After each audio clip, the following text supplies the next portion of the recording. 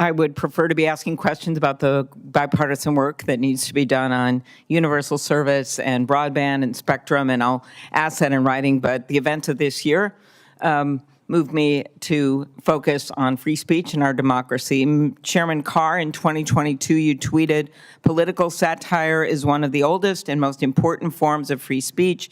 It challenges those in power while using humor to draw more people into the discussion. That's why people in influential positions have always targeted it for censorship." Yes or no, do you still agree that political satire should be protected speech?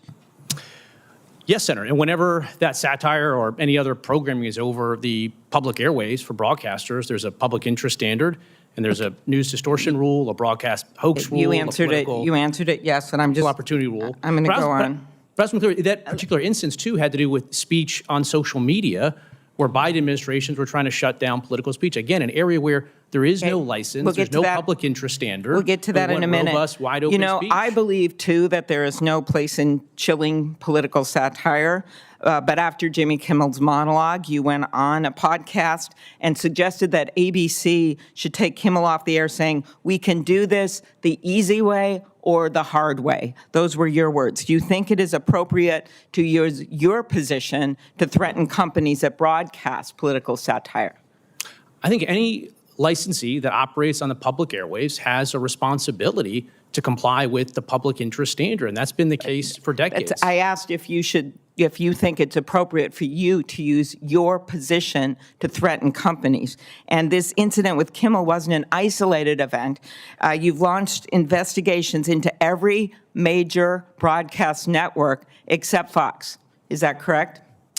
I don't know if that's true or not. We do have investigations going on NPR and PBS. We have a number of investigations that are ongoing.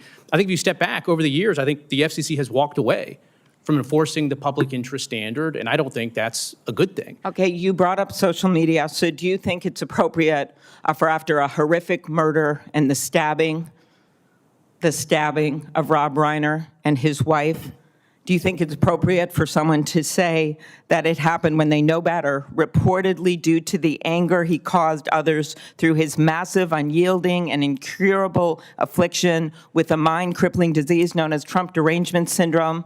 He was known to have driven people crazy by his raging obsession of President Donald J. Trump, with his obvious paranoia reaching new heights.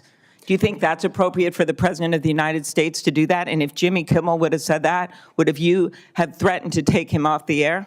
Senator, look, Democrats on this dais are accusing me of engaging in censorship, and now you're trying to encourage me to police speech on the internet. I'm simply not going to do it. I'm just asking you. These are the kind of words. I think they are cruel. I think they hurt President Trump to say that kind of thing. I think it hurts him with trust from the American people. But this is the kind of stuff that's going on right now, and yet you are going after broadcast stations, except for Fox, and making threats. Senator, we are applying the law. Let's step back.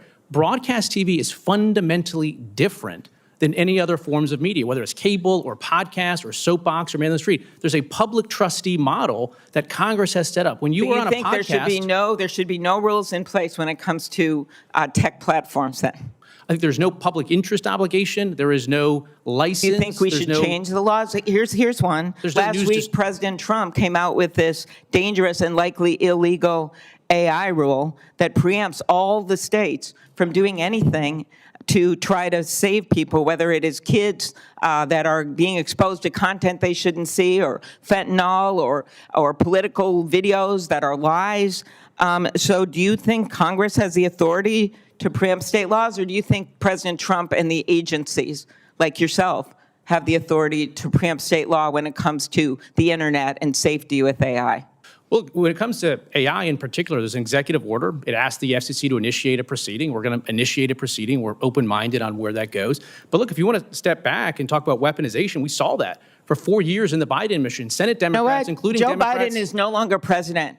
You are head of the FCC, and Donald Trump is president, and I'm trying to deal with this right now. So I would ask you, Ms. Gomez, what are the risks of the commission trying to preempt state laws, particularly when there are no federal guardrails, because our colleagues, despite some good efforts, refuse to pass any kind of even minimal rules when it comes to AI? What are the risks of the commission or a president then trying to preempt state laws that can legally put state laws in place?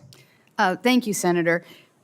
I believe that the FCC has very dubious authority to actually preempt state laws in this case, because without a comprehensive federal framework, there is nothing for the FCC to preempt. The Communications Act did not actually talk about artificial intelligence or provide authority to the FCC to do this preemption. So I'm very dubious of our authority to do so.